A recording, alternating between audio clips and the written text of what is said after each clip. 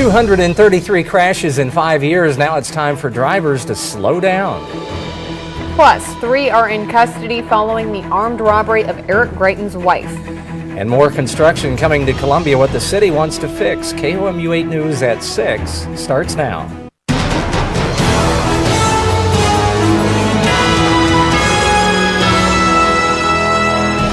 15 seconds for a safer ride home. Good evening, I'm Brittany Pieper. And I'm Jim Rick. Thanks for joining us. The speed limit on South Providence Road is changing starting tomorrow. KOMU 8's Chris Green is live to tell us why the change is happening. This 2-mile stretch of Providence Road has seen a high number of crashes in the last 5 years. That's one thing found by MoDOT's study of the area.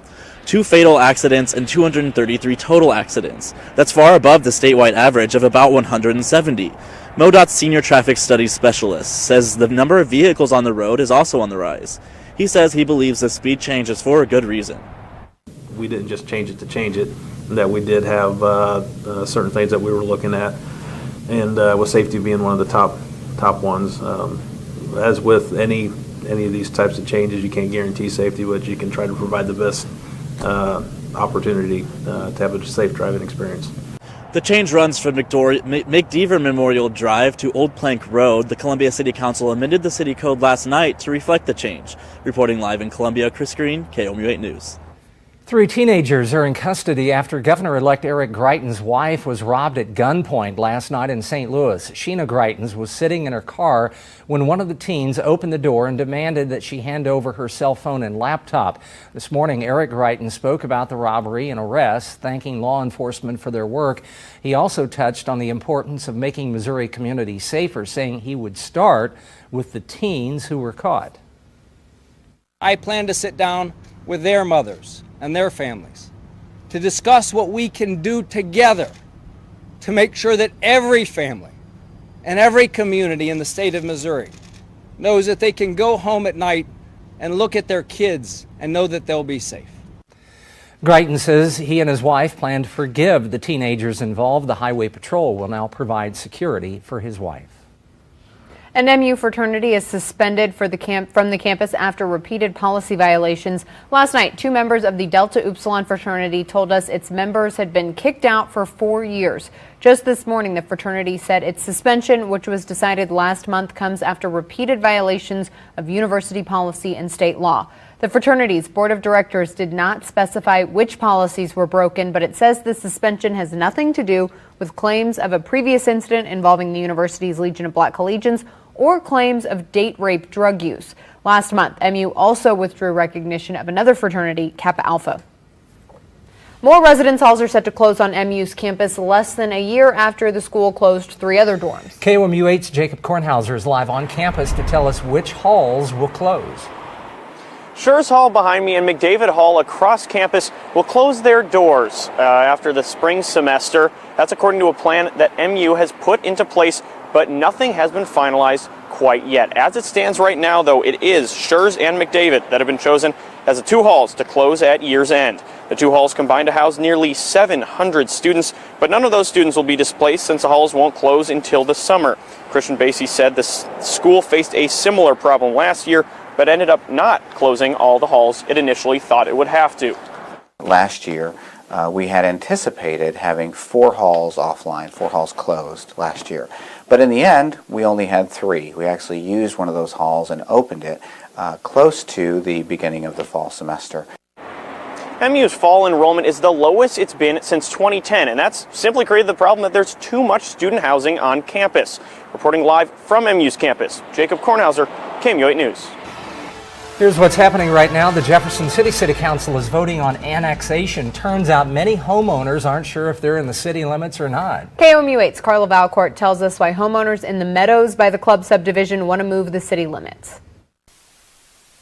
Residents on Willow Lake Court and Pinehurst Court are coming together for more than just the holiday. The Jefferson city limit excludes 18 villas and 6 single-family homes on those 2 streets. The city limits from here is about 3 houses away. The city line is so close, some residents didn't even notice. A lot of people bought in here thinking they were part of the city, and then only to find out, no, we're not. We're in the county. It's why residents on the 2 streets signed a petition that would allow them to join Jefferson City. We worked with the city to educate all the residents here on the benefits of coming into the city. One of those benefits would be emergency services. An emergency call comes in, the city and county then have to coordinate who needs to make the response. The base rate for sewage for those who live inside the city limits is about $10 a month, while those who live outside of the city limits, that's about $32. Now for waste services, those who live inside the city pay about $13 and $16 depending on the bin size, but those who live outside of the city pay at least $20 a month. For me, it will probably be a savings of about $100 a year. And she says that's after paying higher city taxes. But this isn't the only reason she would like to be annexed into the city. I like to participate in the selection of our mayor and city council. Carla Valcourt, KMU8 News, Cole County. If the annexation is approved, the benefits will begin in December 2017. Kenton has been talking about colder weather and snow this week, so let's check in with him for any updates. All right, Brittany, thank you very much, and good evening, everyone. Taking a look at our temperatures right now across the area. We're in the 30s, 34 in Columbia, 31 in Moberly, and 30 up in Macon. Hard to believe a lot of us hit 40 degrees today. We're already cooler, of course. That sun going down earlier definitely helps with our cooling here early on in the evening. Otherwise, winds are straight on from the west for a lot of us in Columbia, 7 miles an hour, 8 miles an hour there in Moberly. And looking at the rest of our evening, we will see temperatures slowly get down to about 31 here by midnight, and we're going to have a lot of cloud cover tonight and throughout our day tomorrow as well, because that's when the system we've been talking about for the past week or so finally arrives, and we're looking at temperatures in the middle 30s. Now that's going to play into if we see just straight on snow or if we see some rain mix in with that. I think there is going to be a chance we could see a bit of a mix for at least a few points in our afternoon. Otherwise, we're at 27 on Thursday. Brutally cold temperatures by the end of this week. I'm tracking everything for the rest of this week, hour by hour, coming up after the break. Kenton, thanks. The City of Columbia wants your suggestions, so check your mailbox. And a constant critique of Columbia trails. People don't know where they can go, so we'll find out how the city's addressing it. Welcome back to KMU8 News at 6 o'clock. Here's a live look over the Columbia Regional Airport on our first alert weather cams. And temperatures for the rest of this week are going to be on a cooling trend.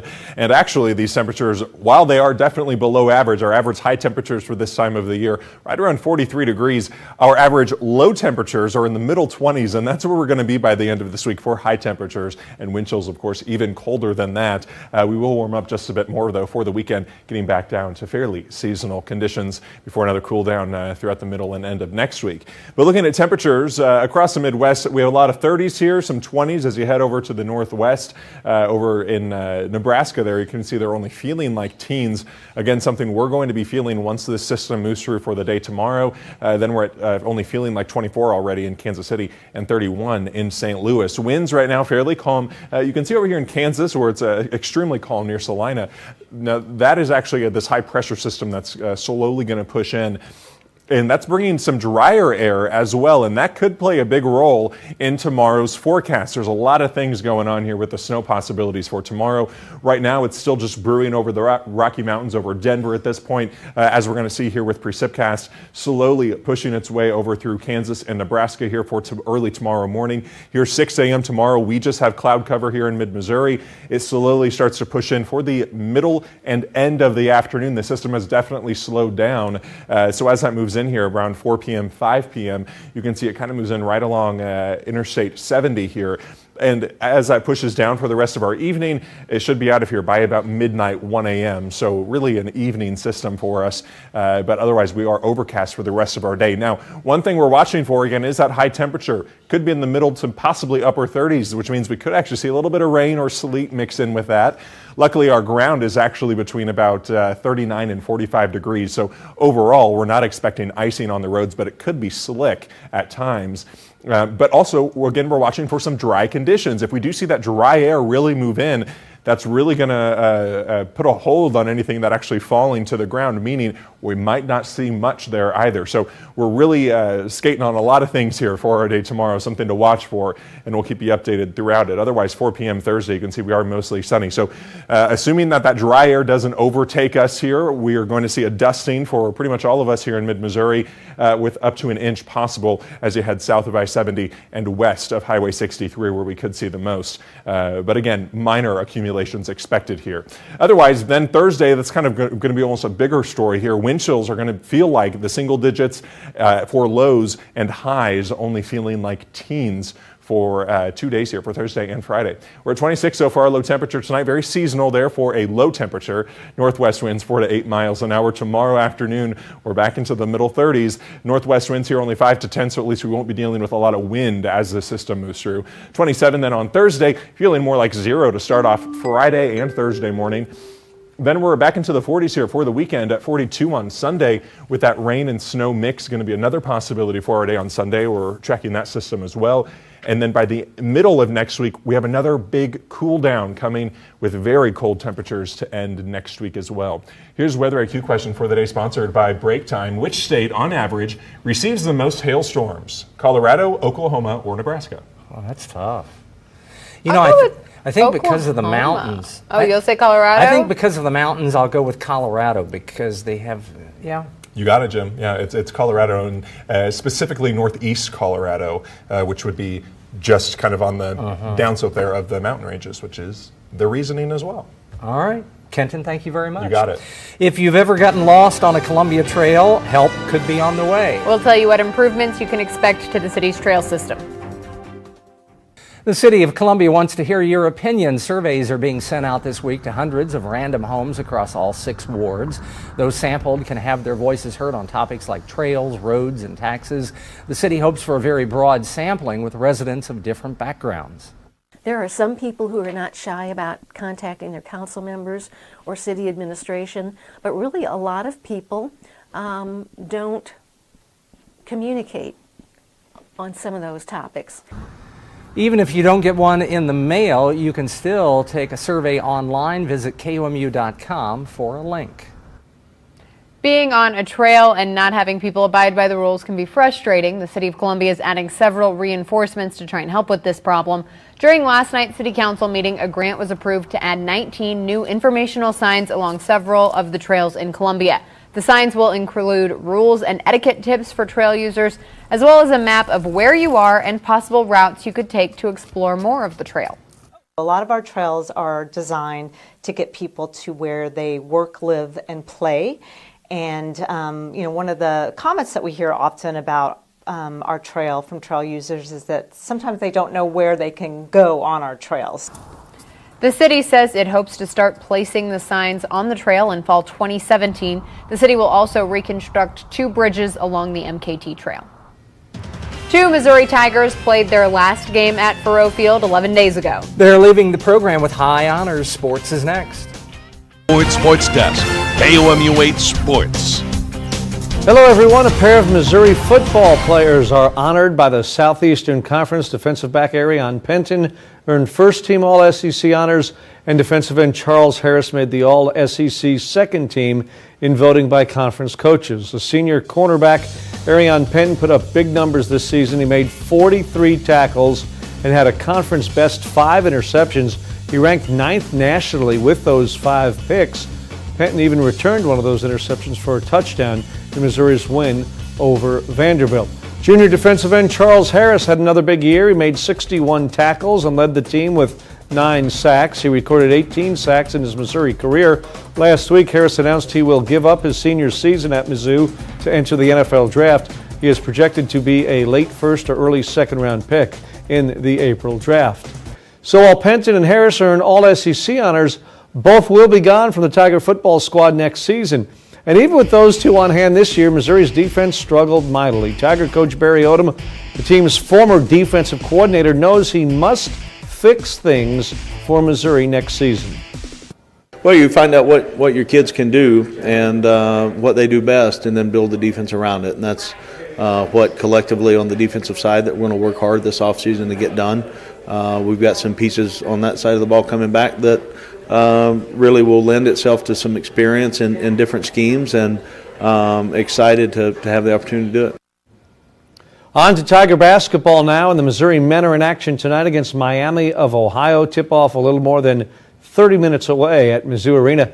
Missouri is 4-3. The Miami Redhawks are 4-4. The Tigers survived another poor shooting night to beat Western Kentucky 59-56 Saturday. They shot just 35% from the floor in that game following a 25% shooting performance and a loss to North Carolina Central last Monday.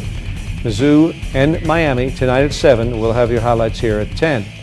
Baseball's winter meetings are in full swing in a blockbuster trade made today by one of the Royals' divisional rivals.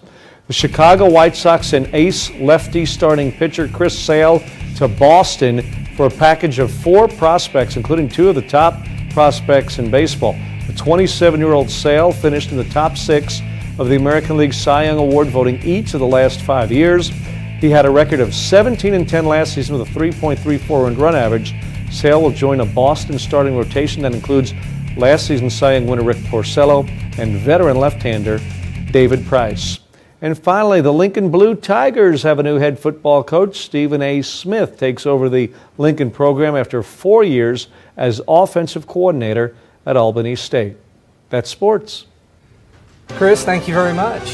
It's not the royal family in the spotlight this time, but their wax figures. Coming up, a look at why.